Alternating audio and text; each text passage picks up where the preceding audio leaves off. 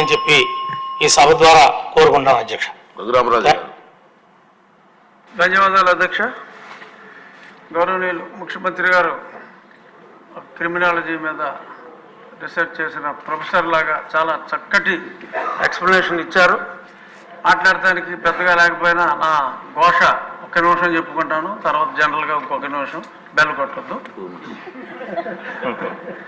ఏమిటంటే అంతా కూడా చూశారు మే 14, 2021 రాత్రి ఏం జరిగిందో. హాస్పిటల్ రిపోర్ట్స్ కూడా చాలా స్పష్టంగా ఉన్నాయి.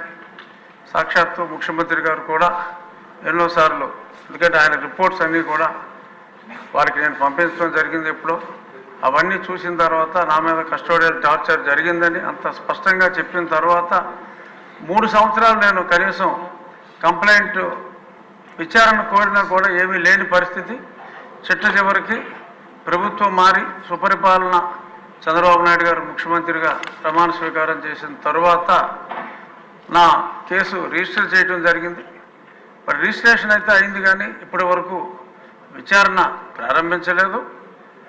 అందుకు బాధ్యులైన ప్రధానమైన అధికారులు 307 అటెంప్ట్ మర్డర్ కేసు అంత స్పష్టంగా ఉన్నప్పటికీ జనరల్గా పోలీస్ డిపార్ట్మెంట్లో ఒక కేసు ఉన్నప్పుడు ఇమ్మీడియట్గా అధికారులను సస్పెండ్ చేయటం అనేది దట్స్ ద నామ్.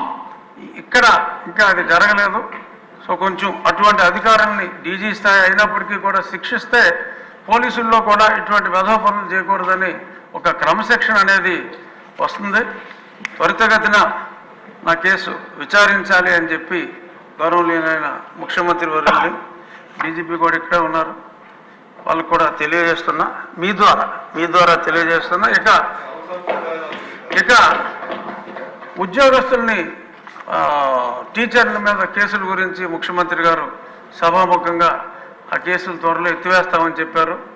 అందుకు నా ధన్యవాదాలు. అలాగే తెలుగుదేశం పార్టీ నాయకులే కాకుండా ఇక్కడ ఉన్న వాళ్ళు 90% కాకుండా తెలుగుదేశం కార్యకర్తలు కాకుండా తెలుగుదేశం పార్టీని వ్యక్తిగతంగా చంద్రబాబు నాయుడు గారిని అభిమానించే ఎంతోమందిని కూడా కొన్ని వేల మంది మీద కేసులు పెట్టడం జరిగింది.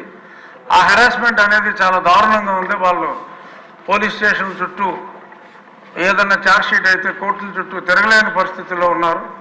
వారందరినీ కూడా ఉద్యోగస్తుల్ని ఎలా అయితే అనుకుంటున్నారో అదే విధంగా మరి ఎలా చేస్తే బాగుంటుంది, దాన్ని అధ్యయనం చేయడానికి ఒక పోలీస్ ఆఫీసర్ని వేస్తారా, జడ్జిని వేస్తారా, త్వరితగతిన ఆ కేసులు మూసివేసేలాగా చర్యలు తీసుకోవాలని చెప్పి మీ ద్వారా ముఖ్యమంత్రి గారిని కోరుకుంటున్నాను. థ్యాంక్ యూ అధ్యక్ష.